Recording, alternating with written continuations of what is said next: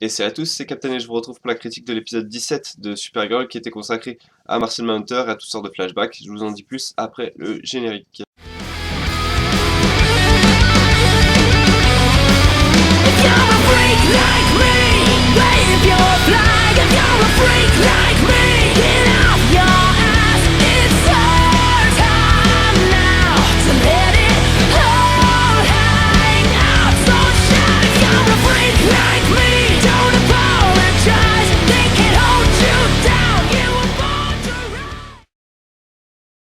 Donc un épisode qui était consacré, comme j'ai dit, à Martian Manhunter. Enfin, le problème, c'est qu'il aurait mérité d'être un peu plus concentré à Martian Manhunter. Je vais tout de suite commencer par des choses qui m'ont un peu déplu. C'est que c'est un épisode qui était consacré, enfin qui était même, comment dire, travaillé autour de flashbacks. C'est-à-dire que c'était l'épisode où on devait tout savoir sur le passé des personnages dans cet épisode-là. Ce qui est un peu dommage, c'est que, à mon sens, il y avait des flashbacks qui auraient mérité d'apparaître un peu plus tôt dans la saison. Alors c'est difficile après de blâmer l'épisode parce que bon, c'est des choses, enfin, c'est des choses qui auraient dû être traitées plus tôt, mais du coup, j'avais l'impression que notamment le flashback sur Kara dans son passé, lorsqu'elle a fait sa première sortie avec l'école, etc., aurait mérité d'apparaître beaucoup, beaucoup plus tôt dans la saison que là, en plein milieu de la saison, dans un épisode consacré à Martian Manhunter. J'ai pas compris ce que ça foutait là, en fait. Et j'ai trouvé que c'était un peu dommage de ce point de vue-là, d'avoir mis en avant ce flashback-là, alors que de l'autre côté, il y avait des flashbacks intéressants à un peu plus développer. J'aurais bien aimé en découvrir un peu plus, notamment sur la relation entre Jeremiah et Martian Manhunter, parce que le fait je te sauve d'un serpent, je te confie mes filles, euh, c'était un peu trop facile quoi, comme mécanique. Et donc, c'est mon principal défaut de l'épisode. Je vais continuer tout de suite avec un autre défaut, comme ça sera comme ça sera réglé. C'est que Lucy Lane est un personnage totalement double face, c'est-à-dire qu'à un moment pendant l'interrogatoire de Alex, elle lui dit, enfin elle est limite bienveillante avec elle, elle lui dit mais on va pas t'emprisonner, etc. Hop, elle découvre que Alex ment, on sait pas trop comment, juste avec un regard, et elle lui dit tout de suite tu vas en prison, je t'emmène au projet Calmus. Kara lui révèle son identité. Et du coup, elle fait confiance à Kara et elle va sauver Alex qu'elle a emprisonné une heure plus tôt, quoi. J'ai trouvé voilà, que c'était vraiment un personnage beaucoup trop double face schizophrène. Et enfin, ces changements de personnalité, ça prouve qu'en fait, qu'ils savent absolument pas ce qu'ils veulent faire du personnage. Même si, bon, sur la fin, on a une idée de ce qu'ils veulent faire du personnage, c'est-à-dire que maintenant, elle va être en charge du DEO, avec ces gros changements autour des personnages, vu que désormais, Hank enfin du coup, Martian Manhunter et Alex sont des fugitifs qui vont se lancer enfin, à la recherche du projet Cadmus. Mais le gros point positif à retirer de cet épisode, en tout cas ce que j'en ai retiré personnellement, c'est le projet Cadmus qui du coup avec le fait qu'on sache désormais que Jeremiah Denver est en vie quelque part, ou est-ce qu'il est vraiment en vie, ou est-ce qu'il est devenu Cyborg Superman, parce que il y a des chances quand vous prenez un acteur qui a joué Superman, vous l'emmenez dans un projet, dans la série du coup, qui est censé disséquer les humains, etc., pour offrir des armes justement aux humains contre les aliens. Je suis prêt à parier que du coup, Jeremiah Denver est devenu le cyborg Superman, à moins qu'ils aient retrouvé le corps de Hank Henshaw. Mais enfin, pour moi, voilà, le gros plus de cet épisode, c'est la promesse du coup de ce cyborg Superman avec le projet Cadmus. C'était également un épisode assez dense, c'est-à-dire qu'il y avait beaucoup d'histoires qui s'entremêlaient, etc.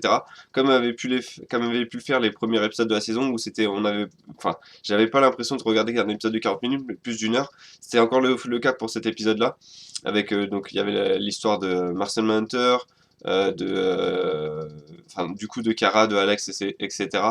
Et il y avait également l'histoire enfin, plus tous ces flashbacks, plus l'histoire sur Shuoban, qui du coup essaie de se venger de Kara. J'ai vraiment trouvé que cette histoire, en fait, ça fait 2 épisodes qu'elle traîne alors qu'elle aurait mérité d'être traitée en un épisode, quoi.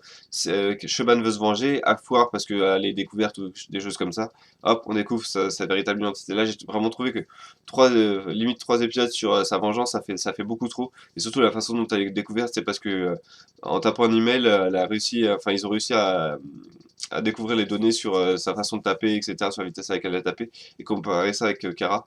Euh, du coup, j'aimerais pas trop travailler à 4 Media parce que du coup, tout le monde doit être espionné.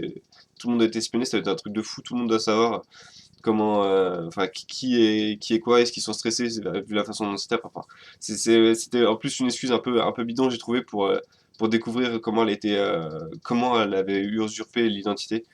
Enfin voilà, il y avait cette histoire en fait avait vraiment pas d'intérêt dans cet épisode et j'aurais encore une fois aimé qu'on se concentre un peu plus sur Martian Manhunter. Est-ce que ça implique du coup et le projet Calmus, voir, je sais pas, avoir un peu plus de choses sur ce projet, voir je sais pas, des genres de flashbacks du coup de la personne qui a été donc le colonel Harper.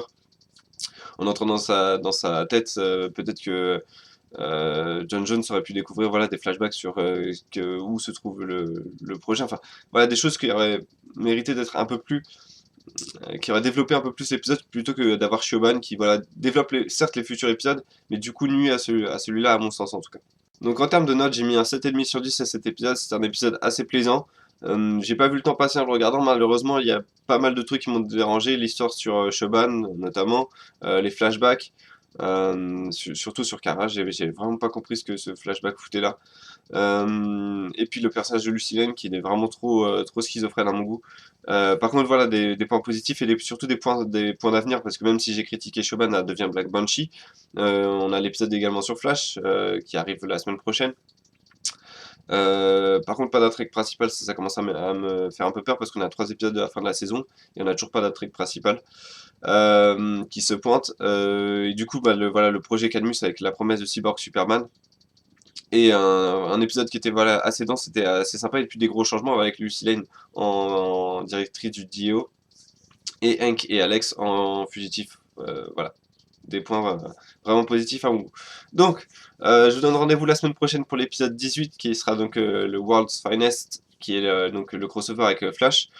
Sinon, demain, il y a la critique de Flash et jeudi matin, il y aura la critique de Batman v Superman, enfin. Et puis, bah, du coup, dès la sortie de Batman v Superman, je pense que j'essaierai de faire une vidéo par jour sur le film, sur ce que j'en ai pensé, sur ce que ça implique pour la Justice League, etc. etc. Donc, pas mal de choses qui vont arriver sur la chaîne, du contenu assez fréquemment. Donc, je vous invite à m'y retrouver. Je vous remercie d'avoir regardé cette vidéo et je vous dis à bientôt.